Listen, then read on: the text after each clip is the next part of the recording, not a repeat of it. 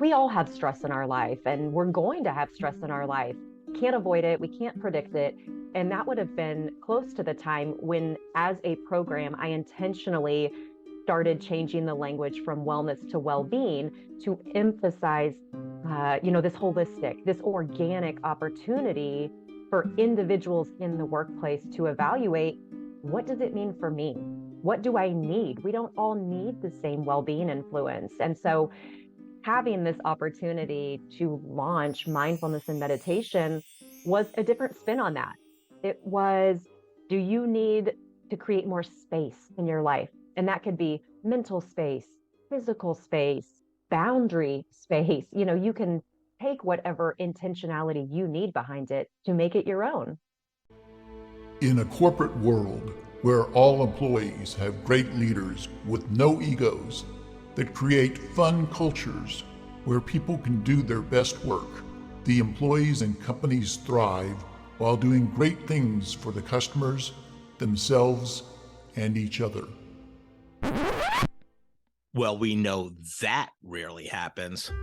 I'm Jeff Palacio. I have been a leader for over 40 years for every t-shirt size company, from small 16 employees to extra large over 1 million.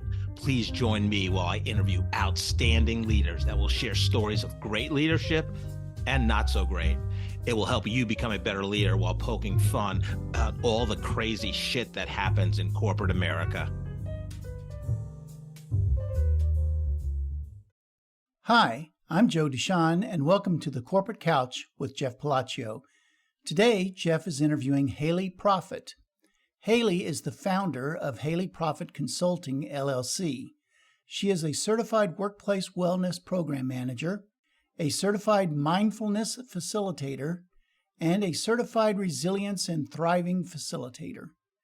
She offers her services to corporations as a fractional time chief wellness officer, bringing a multidimensional approach and authentic presence to her strategies for fostering an atmosphere in which individuals, organizations, and communities thrive. You can learn more about Haley at haleyprofit.com. Let's listen as Jeff talks to Haley. Haley, welcome to the Corporate Couch this morning. I am so excited to be here. Thank you so much for the invitation, Jeff.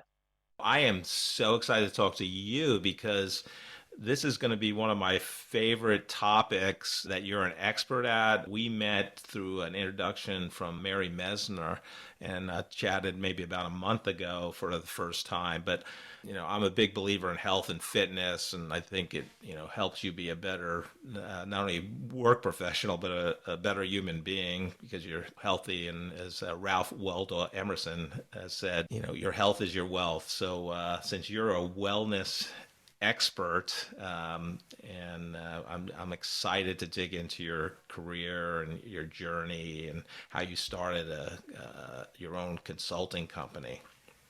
Yeah, excited to have the conversation because just as you state, if businesses are truly saying that their employees are their greatest asset, why wouldn't you invest in that asset and their well-being so that they can serve you and you are serving them? So excited to have this discussion, see where it leads. A lot of people start, having this be a part of a passion conversation because we're all working and we're all invested in our communities. So it's definitely interconnected.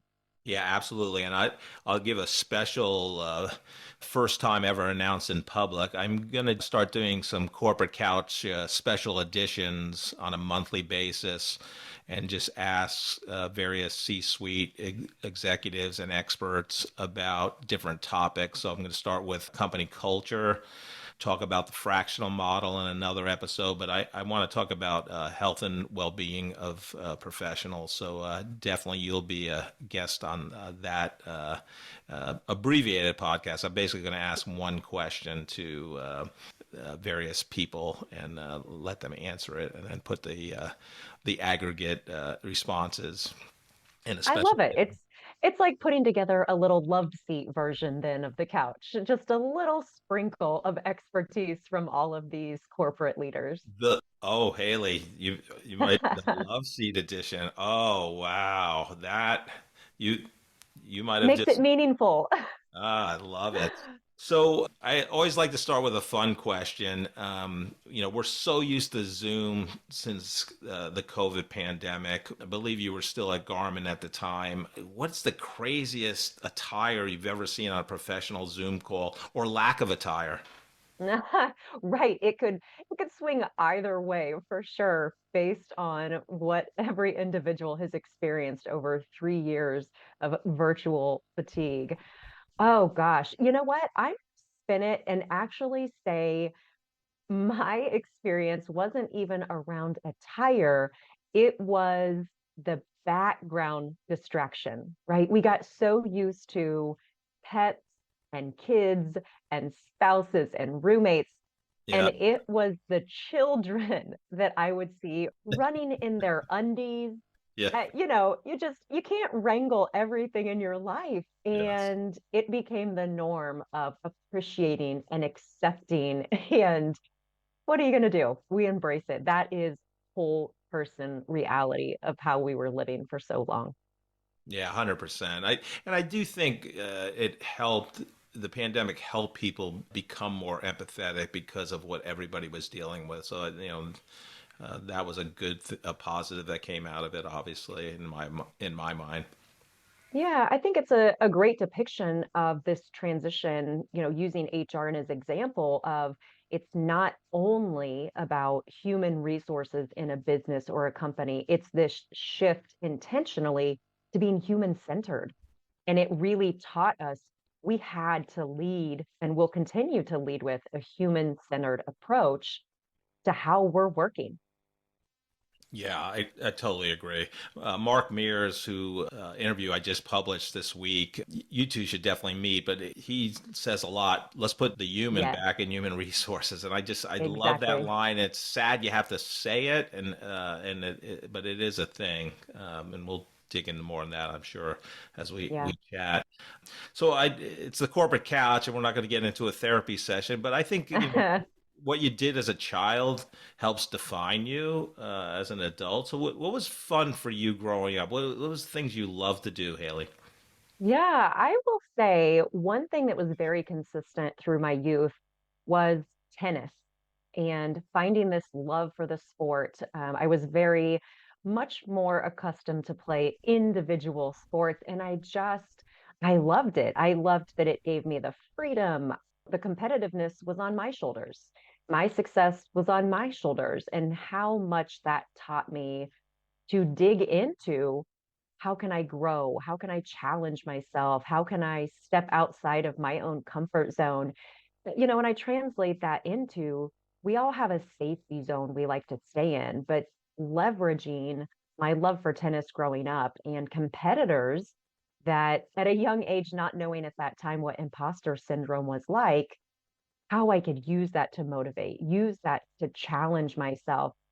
And I share tennis because it was something I loved so much and I grew from, but I always describe myself as I am not a super athletic person, but I've always been very active. And for me, it resonated.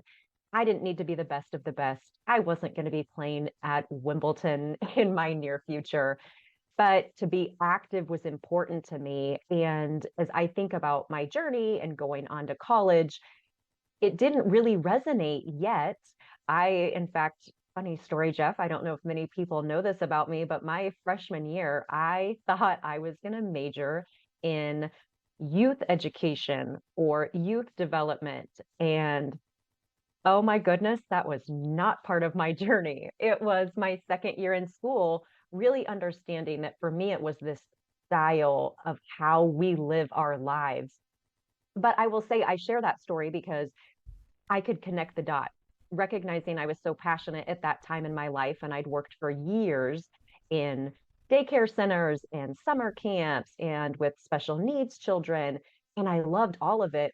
But then it became very apparent to me. It was more about this lifestyle of activity, this lifestyle of health, this lifestyle of well being. And that was when I shifted my focus and wanted to dig into that. And I want to make it clear, I also wanted to do it in a holistic fashion. And that wasn't very apparent in in workplaces, it wasn't very apparent in a collegiate setting. And so it was pushing myself into this space of what is health promotion?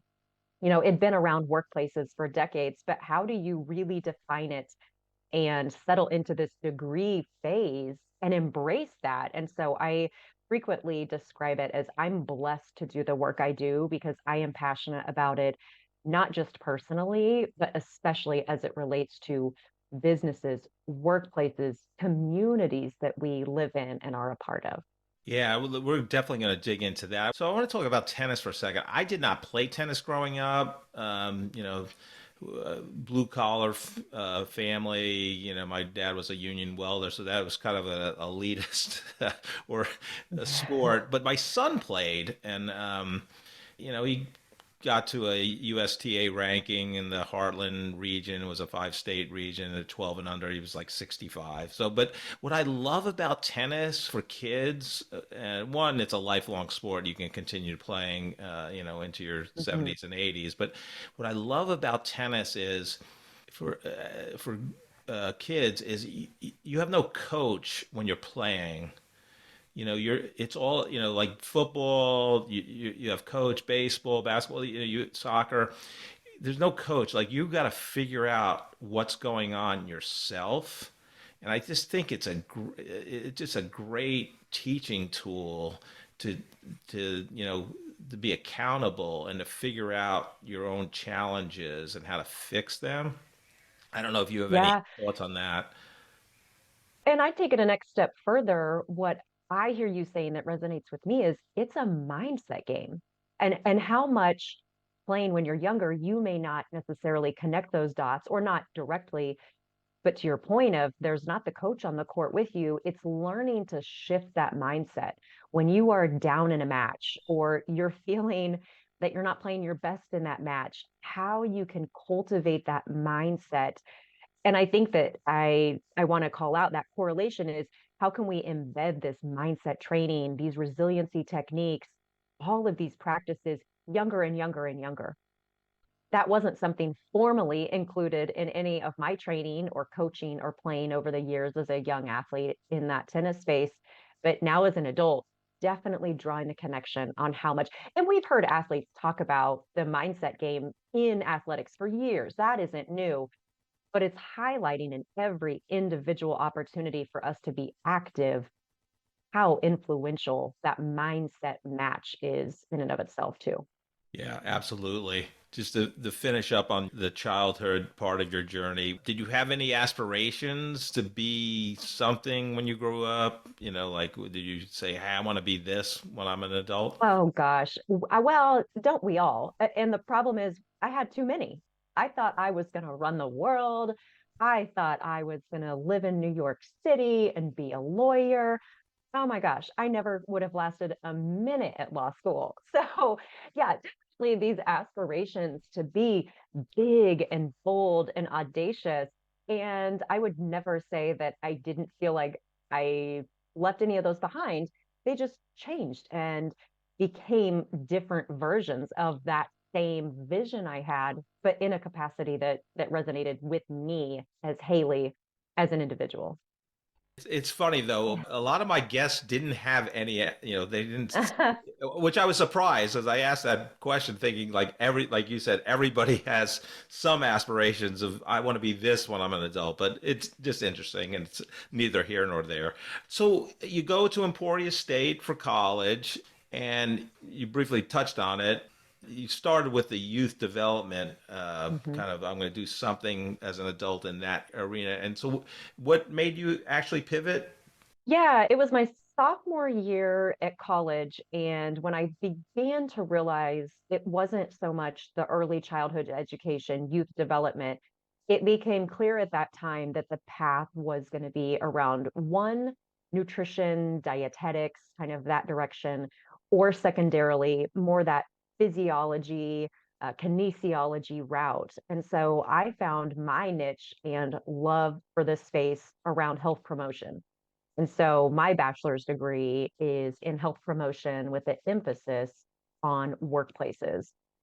And to watch that degree space really evolve, it is now the productivity and performance management program. And so how you see these terms and this language changing and evolving over time has been amazing. And so for me, it was recognizing I had this passion and growing curiosity around bringing health and movement and lifestyle into the workplace and into a shared responsibility that we have.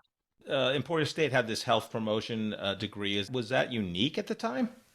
It was. At that time, it was the only university in the state of Kansas to have something that really blended in an organic fashion both niche areas of work. So I did a little bit of digging and I found out you were inducted into the HPER Hall of Fame at Emporia State in 2016. Tell us a little bit about that. Yeah. Well, thanks for mentioning, Jeff. I am so honored. I am the second health promotion major to be inducted into the Hyper Hall of Fame. And it meant so much. It was, that was quite a few years ago. It was earlier in my career, but recognizing I was so passionate about this work and wanted to continue to give back. And so I have continued since graduating to have a relationship with the ongoing program to go back and inspire majors and answer their questions, give them motivation of if you are passionate in this space, don't take no for an answer. Don't feel like you need to change career paths. Like dive into that more, challenge things, push yourself, step out of that comfort zone. So when a prior professor had reached out and said that she had nominated me, I was completely humbled by the experience, but what an honor. And now something that gives me a great platform to talk about and encourage others, really go back to. It's kind of interesting, Jeff. I'm having this moment of realizing that's the youth development part of my life now, right? I mean, I like to think that I'm not aging, but as I go back year after year, these students are obviously younger and younger. And so how can I be a support system for them? In fact, I have lots of individuals that will graduate or perhaps do an internship or be looking for some work up here in the Kansas City area. And we will reconnect just to kind of support other Hornets along the way. But yeah, I love it. It was such an honor. Yeah, that is just outstanding. And then full disclosure, one of my close friends, Tim Hirschberger, went to Emporia State. So one time we went there and I did my first beer bong in my early 20s at one of the bars. I can't remember which one. So that's full disclosure there. There's always stories, always a good story. um, so tell us a little bit about your first job out of college and how did you get that job? Oh gosh. So at that time, I had graduated from Emporia State and moved to the East Coast. And it was with Corporate Fitness Works at the time in collaboration, in partnership with the local YMCA. And so a very unique role where I was actually employed by the Y, but to work on site at the Tampa Yacht Club. And let me just tell you, early 20s, living on the East Coast, and you find yourself working at a yacht club. I mean, talk about amazing.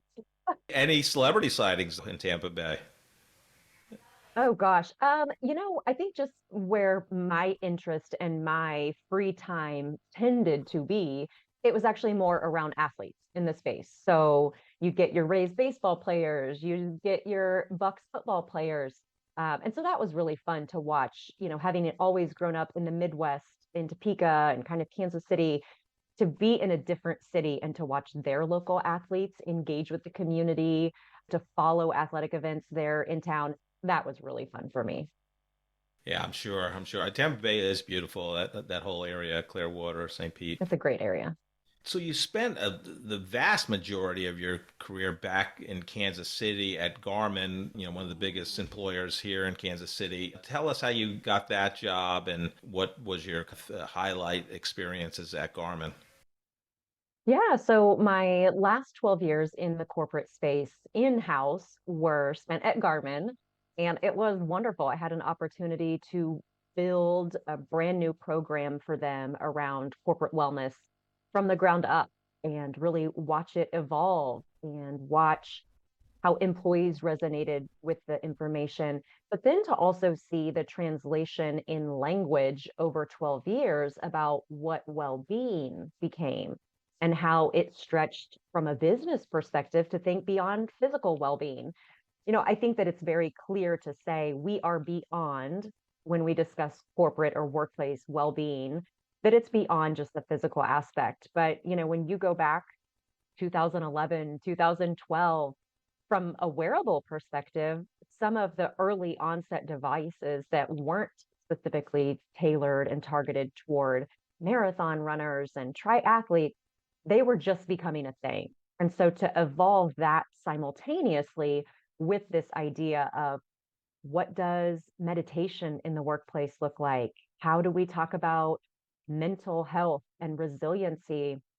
I think part of what I honor and am so proud of was launching initiatives like that. So we piloted our first mindfulness and meditation programs in 2013, when not a lot of companies may have been comfortable in that space or may not have known what does that strategy look like.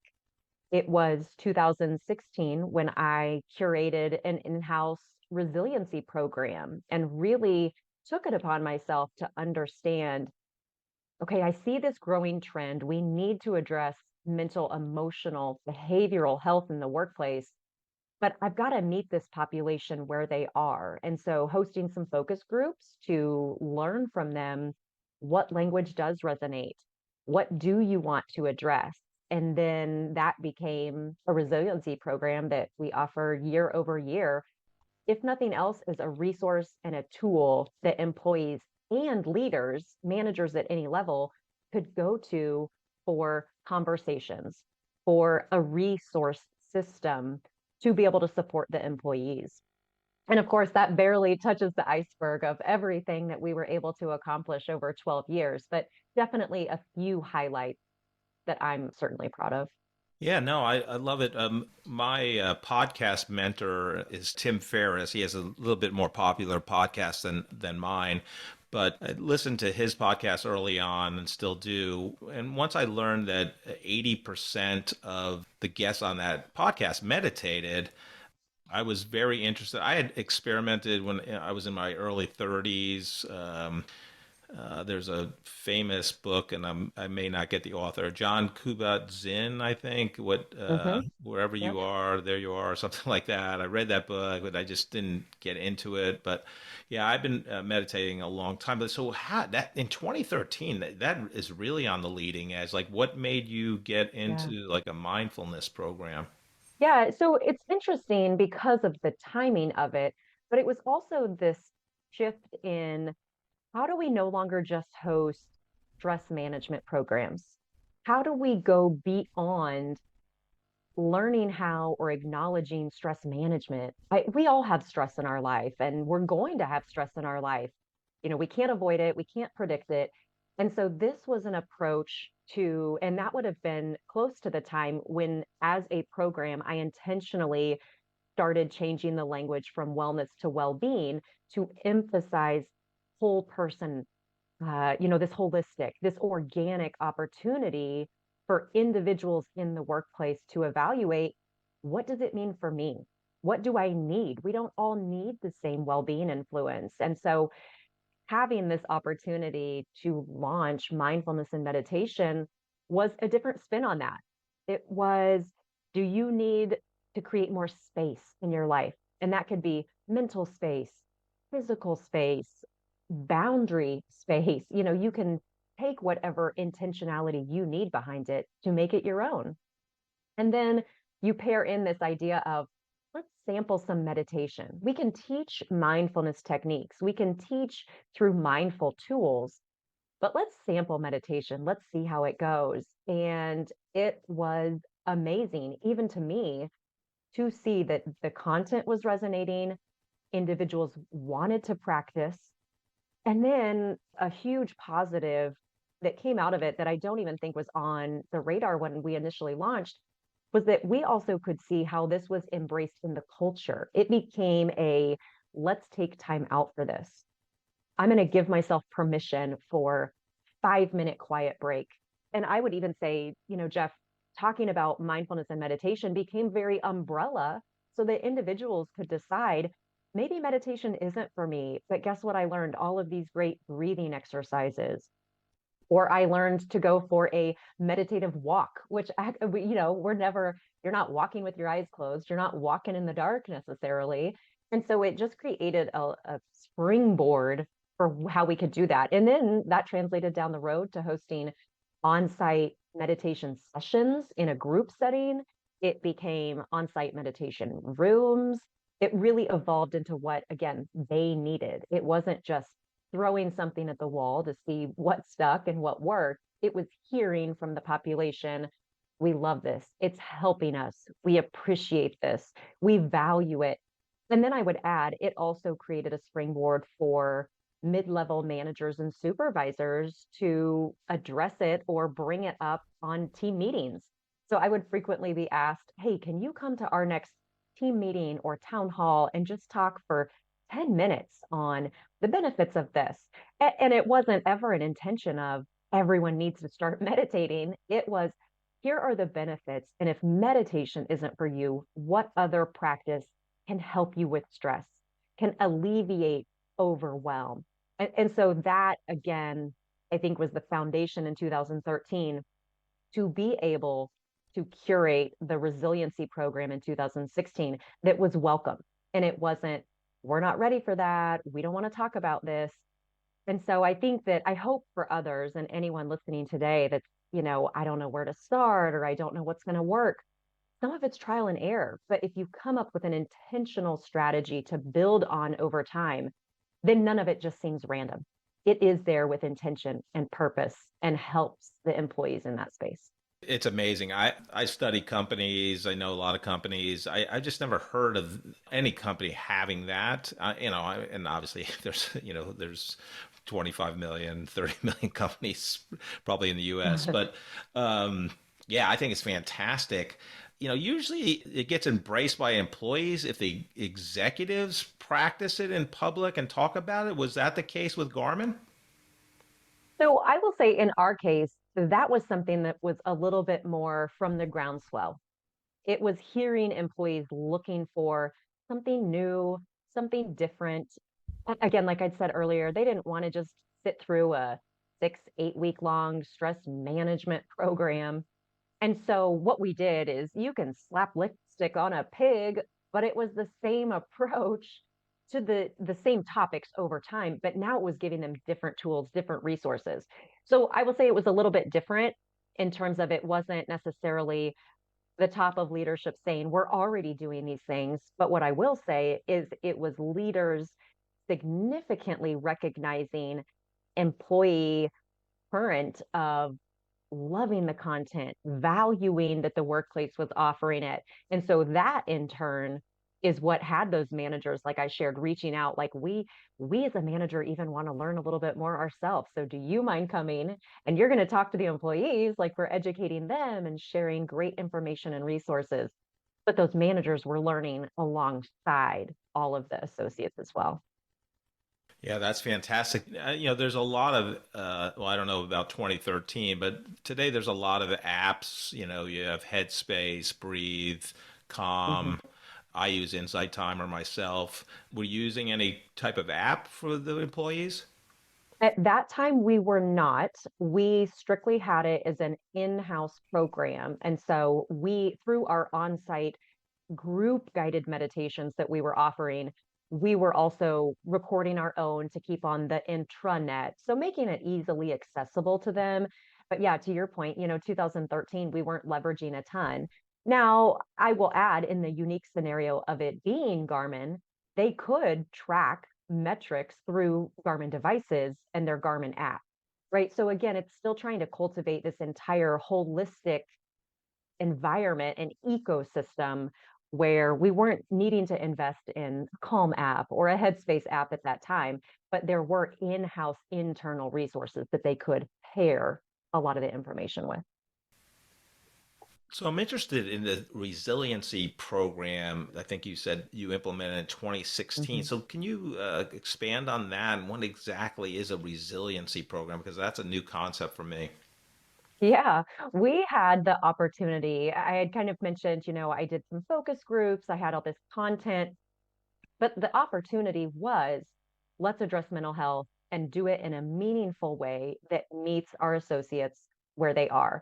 So that particular program was referred to as Adventures in Resilience. And one thing that we know, and I had learned at that time about the population to meet them where they are, this comic book theme around resilience resonated. And while it seems cheeky that it is a group of professionals, predominantly male, so many engineers make up this environment, that's what was meaningful to them. It made what can be heavy conversations and hard topics to discuss, especially in the workplace at times, it made it applicable to everyone. And it made it this comfortable space of maybe that's another request that I received from a manager on can you come to the next team meeting and talk specifically about one of the handouts that were part of that program. It could have been on how sleep impacts our mental health. But we also dove into suicidality and watching signs and symptoms. We dove into addressing anxiety and depression and stress and overwhelm. What does that look like? How do we support one another? And kept it in a very appropriate environment. In fact, the program, when it launched the first year, it was something that I was certainly so proud of. And we had so many associates willing to share very personal stories that it was picked up and highlighted by the American Psychological Association through a case study that was written.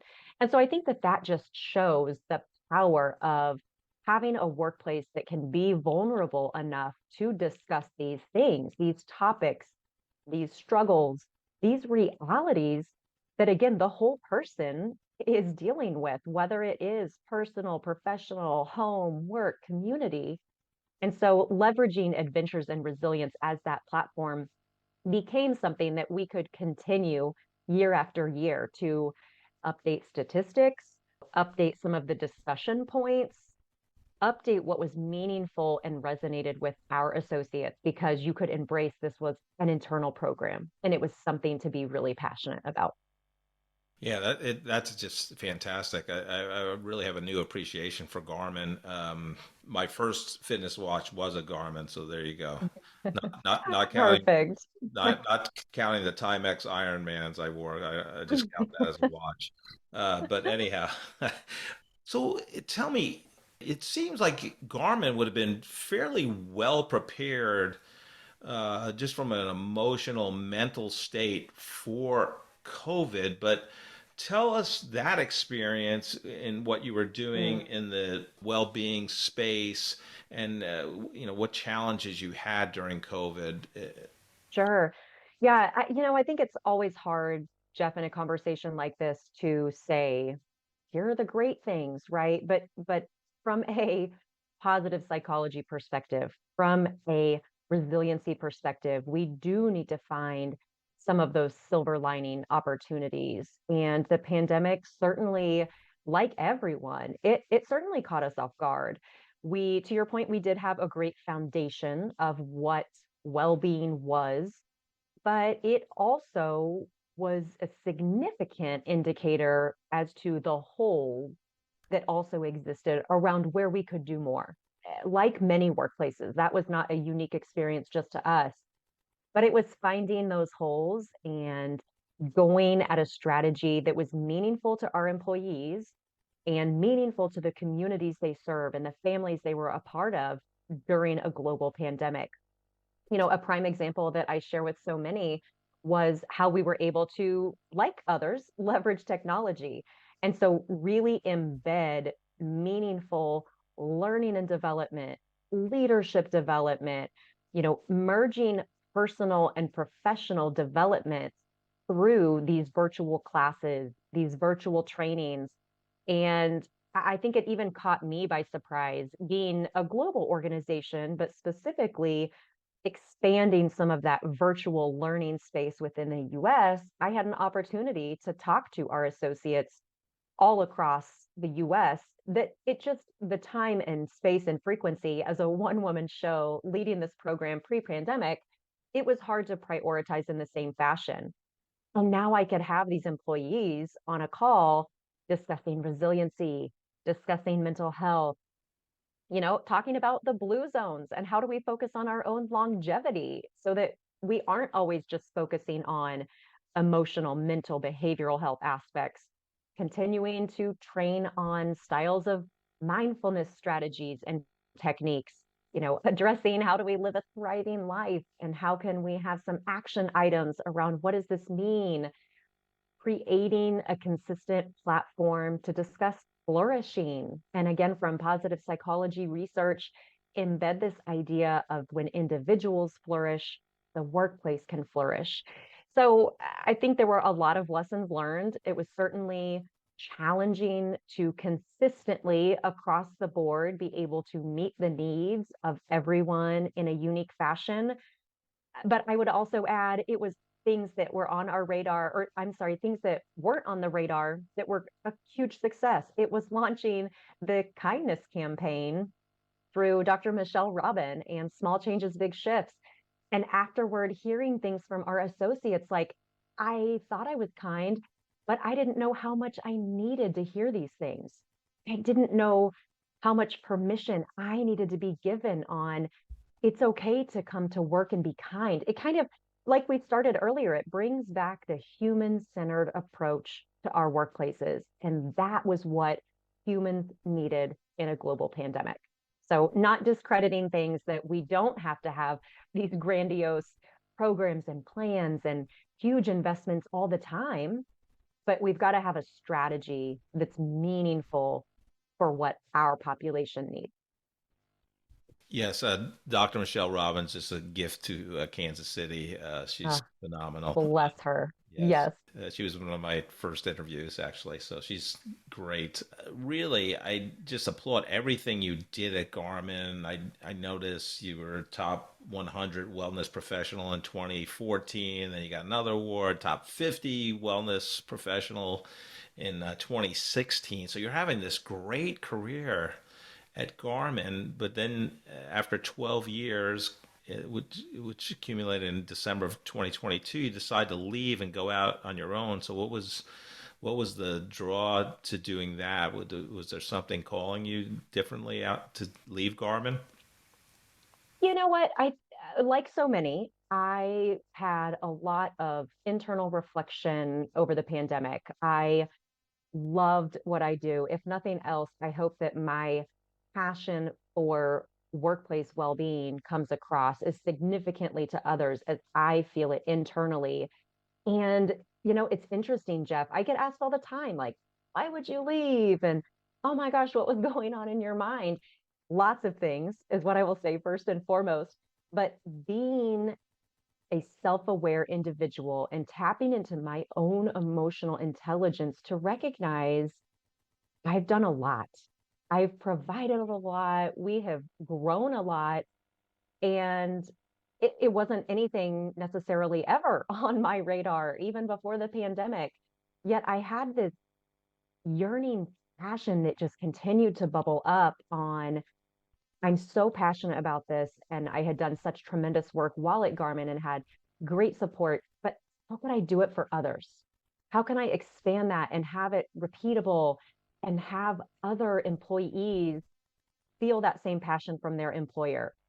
Have other communities that have employers supporting these same topics and initiatives that are meaningful for their workplace. And so as that continued to bubble up and I continued to cultivate it and really lean into it, again, it's that desire to help so many more workplaces in similar fashions. And it was such a great experience to Garmin, and I'm so grateful for the time I had there, their investment in me.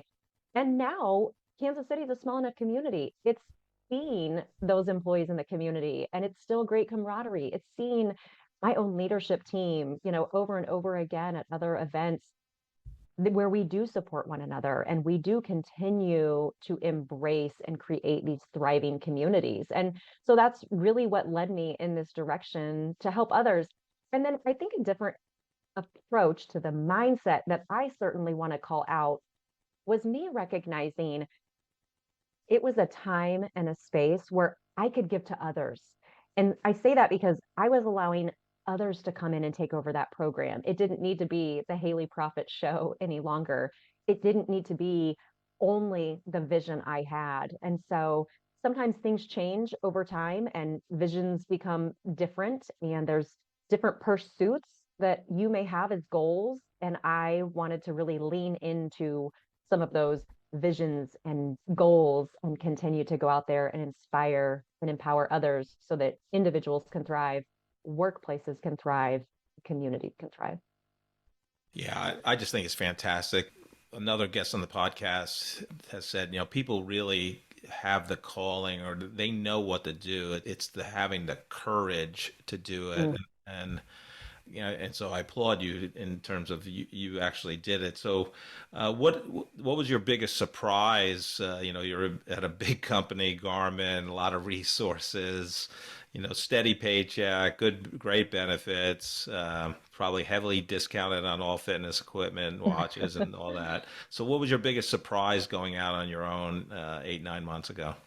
Oh gosh. Well, it's hard to list one, right? There's so many surprises and there's so many learning experiences along the way. But one that is top of mind right now, because I just shared it with someone yesterday, was copywriters. Oh my gosh, we have to give so much credit to copywriters. I'm wearing the hat of being CEO, CFO, CMO, COO, but recognizing I was so blessed to have such a great team behind me supporting all of these creative initiatives that I came up with because I love that strategy space, but then they could help me with the linguistics. They could help me curate copy content. And so having that marketing person in my back pocket, man, I miss that. I miss that. It's easy to not have to list things like relationships and people. I still am blessed to be able to interact with them. I still run into them all the time. I still keep in touch. So that is something I'm very lucky to have. But yeah, to your point, it's having those teams around you to support it. And so I instead have really embraced that is a significant opportunity for me to stretch myself in this capacity. How can I tap deeper into my values and my strengths and my own strategies that I didn't even know I had? So challenging myself with some of those has been great too. So I think part of what you're doing, obviously you wanted to bring this to more people, more companies, and I love that idea. But you talk about being a fractional well-being officer, and so a lot of listeners don't understand the fractional concept. So give your definition of that, as well as what do you do as a fractional well-being officer for your clients? So the beautiful part of being able to serve and offer services in a fractional capacity is the reality that, especially if you are a smaller or mid-sized business, you don't need the overhead. You don't need the full-time in-house on-staff resource, yet loving the strategy, seeing how meaningful it can be for a workplace. My role as a fractional well-being expert in the workplace is to come in, work with leaders to assess what is our current reality today, where are we when it comes to a culture of well-being, what is it that we want to leverage well-being for, whether that be retention and recruitment, productivity and performance, relationship building, manager awareness and acknowledgement, and then creating that strategy to support them. And I think it's important to also call out the uniqueness of fractional work allows you to stretch and be as flexible as the client needs. So they may only need me a couple of hours a week at most, whereas you may have some that almost want you on a once a week basis. And so being fluid enough to meet their needs, see that long-term vision, and empower them to be able to create a sustainable culture of well-being on their own long-term. Yeah, that is so interesting. I love the fractional concept. I think it just makes a lot of sense. And most small companies, growth companies, because they can't afford to wait, way too long to hire somebody full time. Absolutely. So, what's the most common company or workplace misconception about well-being, Haley? Well, I think I'd mentioned earlier, we're beyond assuming that well-being is a physical realm only. In fact, there was a great LinkedIn article a few days ago that was, you can't meditate your way out of a toxic culture. You can't provide enough fruit bowls to make someone lose weight.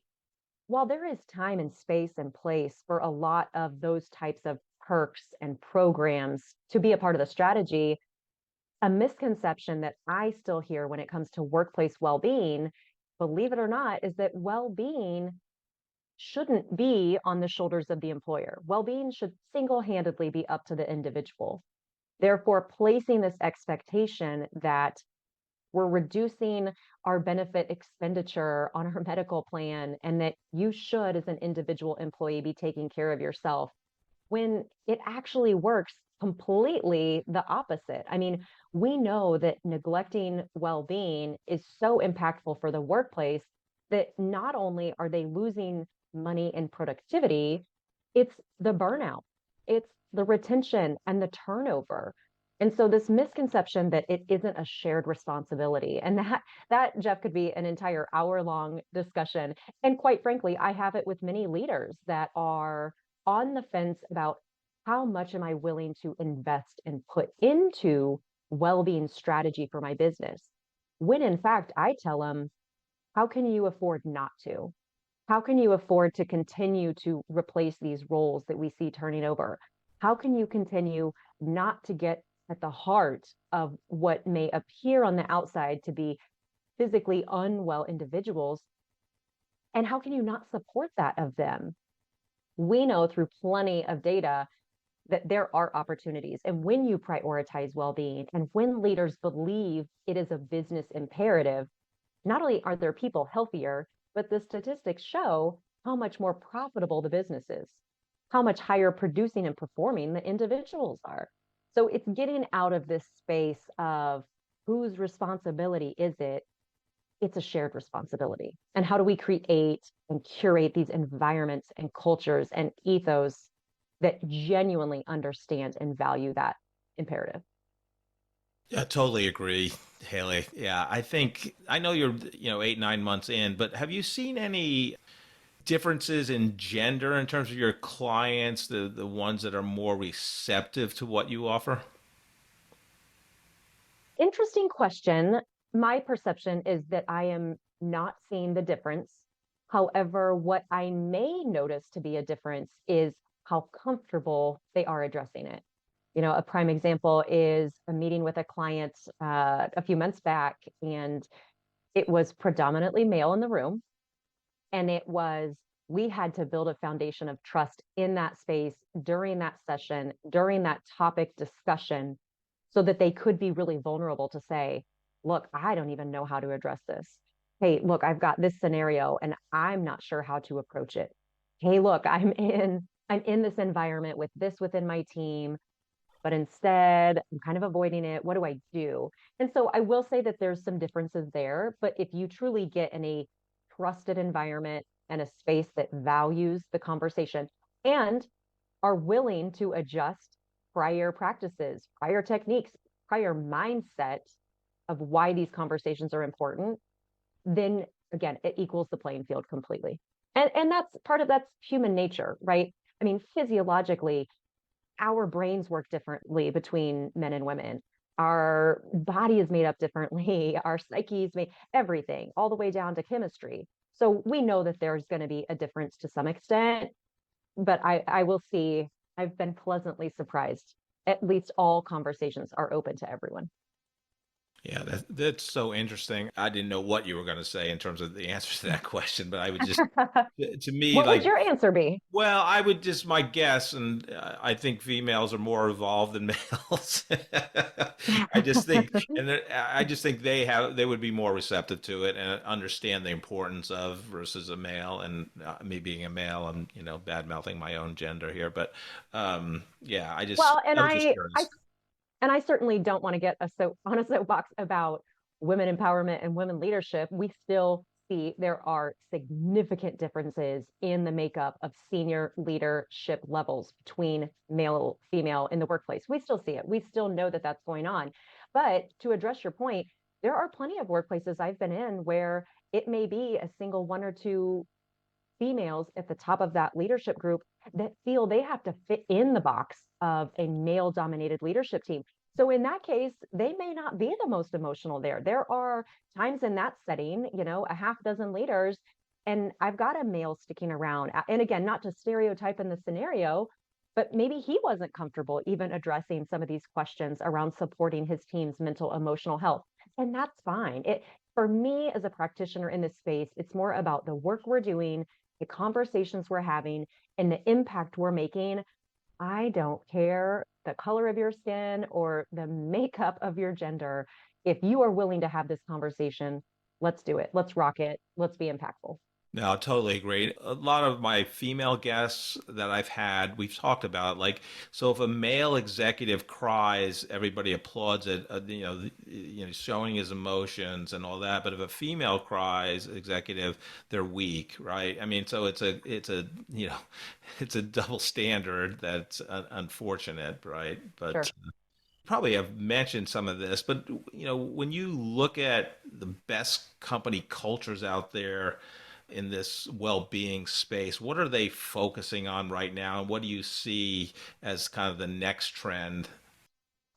Probably not a surprise. I do continue to see a growing trend of places addressing this whole person mentality.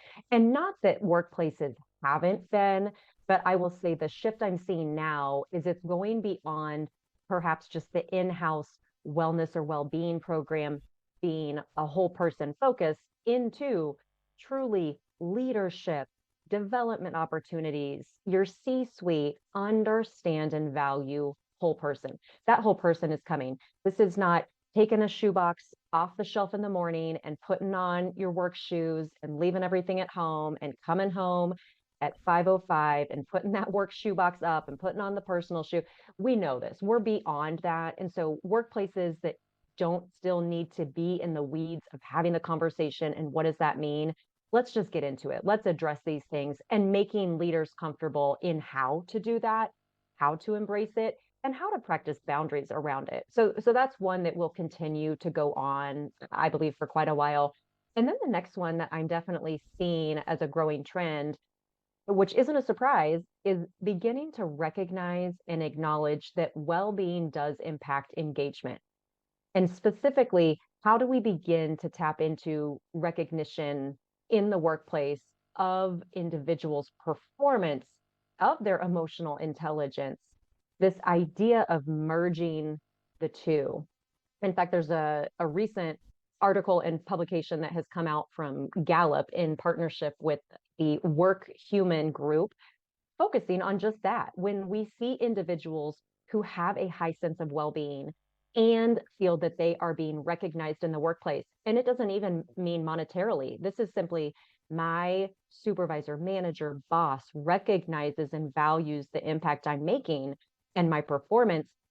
It is through the roof how these individuals continue to be retained, continue to perform, and conversely, those that may be struggling with their well-being and or not feeling recognized by their leader. Maybe they're not having regular one-on-ones. There isn't this 360 loop other than a once a year performance evaluation. That is where you see the spike in turnover. That's where it's harder to retain your top talent if they're in that space. So how do you creatively bring engagement, employee experience, and well-being to the forefront and empower these managers to want to do so as well? Yeah, totally agree. Totally agree with that. Haley, there's two groups of people I like to help with leadership advice and career advice. The first group is recent college graduate. They're going out for their first professional job. What advice would you give them as they embark on their career journey? I am going to steal one from Diana Kander, and it's how do you personalize it? It may take a little bit of time. It doesn't have to take a ton of time, but if they are going into an interview, maybe it's even a Zoom interview, how do you personalize your approach and interaction so that it is no longer you're just going on these interviews and answering the questions, but you know not just about the business, but you know about the people interviewing you so that you can begin to create that relationship before you're even offered the job. I mean, we see relational well-being on a huge spike right now and addressing it in the workplace on a spike. So I would say for new folks kind of in that phase, take the time, invest in the research. You know, we hear all the time, look up the company, have great questions to ask. But I'd take it a step further, make it personal and individualized so that when you're there, that's what's going to stand out. When that recruiter or that interviewer leaves and is taking notes on your interaction, it's, oh, wow, they met me where I am as an individual. We had personal connection. And so think outside the box, challenge yourself, spend the time in that space. I love that. That's great advice, and that's fairly. I'm not sure we have heard that answer before, so thank you for that one. The second group is okay. Now you've worked a little bit at Garmin or whatever company, and spent the first few years as an individual contributor. And now you become a manager, so you have people under you. Now you're responsible for someone. What advice would you have for them as they embark on their leadership journey? Oh my gosh, this is an easy one. First and foremost, self-care. What are they doing? I see it all the time, you are that first-time manager, first-time team lead. Maybe you feel completely equipped with what you need to do in a tactical manner, but you're so consumed by how you're performing, how the team's performing, achieving the goals, pushing the product, making the sale. But don't forget that that team is watching how you're acting, watching how you're reacting. So I would say, first and foremost, self-care. They've got to prioritize and live out and practice their self-care, and then share with the team why they're doing it, how they're doing it, what this looks like. That is a skill as a manager you can teach and embrace and empower your team to do more than so many other. So put your airbag on first, just like they tell you before the flight takes off. So absolutely. Haley, you're tremendous. We can go on forever and talk about this. We'll have to have a second session here on the Corporate Couch. But thank you so much for your time and your expertise. I think you're going to do some really great things for companies. Thank you. Thank you so much for the time, the opportunity, and excited we had the conversation. Oh, I so enjoyed my conversation with Haley. As you know, Joe, health, wellness, fitness is all in my sweet spot, and you know how I go about my daily life, and we can talk about your approach to that shortly. But she goes beyond the wellness movement and talks about well-being, you know, which is the whole person availability, and she was on the leading edge. I mean, implementing meditation practices at a big company, Garmin, and has been for some time. It's incredible. 10 years or so. I mean, she's about 8 months in her own company, this fractional chief wellness officer, and I think it's such a great concept, and it really can help a lot of companies. So I'm very excited to see where she takes it and how many companies she's going to help. What did you think about the conversation, Joe? Well, you're right. This isn't exactly my area of expertise at all, but that's fine because she's obviously was an incredible guest and an incredible interview, and I loved listening to her.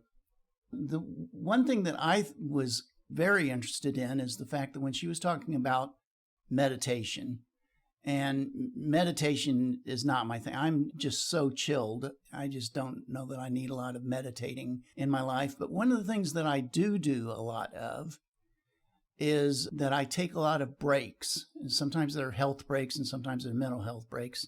But when I'm working, and this is one of the reasons why I work best alone, is I'll get up sometimes just walk around the house and then come back and sit down. But another thing that I'll do a lot of is I'll lay flat on my back. Obviously, I have back issues. Lay flat on my back, stare at the ceiling for just 3 to 5 minutes. Sometimes on the floor behind my chair, and sometimes I'll go back in the bedroom and lay down. But that 3 to 5 minutes is what I need every once in a while to kind of rejuvenate myself. And one of the points that she made was when she was talking about meditation is even if meditation itself isn't a thing for you, then you need to be finding the thing that is the thing for you. And that's kind of what I had done. So I think what I do, even though I wouldn't count it as meditation, I think what the thing that I do counts off the checkbox in her mind as meditation. And I think that's a very open way of looking at things. Oh yeah, I totally agree. And I think you were doing two things really. I mean, obviously it was the physical part of your back, but you were getting 3 to 5 minutes of really stillness and quieting your mind, because I do meditate every day. But and so you, without knowing it, you were meditating. We're doing the same thing, yeah. But it's just a few minutes of pushing the clutch in, if you will, and letting things kind of idle for a little bit, and then you come back around. It's not a total reboot, but it's a little time to kind of regrasp reality. Okay, so you and I would have done that anyway, probably. The neat thing is that she is embedding that into the culture of corporations and apparently having some pretty good success with it. I think that's really cool. Yeah, it's going to be very cool to see where she goes. So based on Haley's conversation, what leadership advice, Joe, would you impart on our great listeners? Today, we are going to go to that great philosopher, Stephen Wright, who one time said, "If Barbie is so popular, why do you have to buy her friends?" Thank you so much for listening to this episode of The Corporate Couch. If you enjoy the podcast, I would love for you to take 2 minutes out of your day to rate us 5 stars and write a review. Please join me next week to learn from another great leader sharing their professional journey and insights.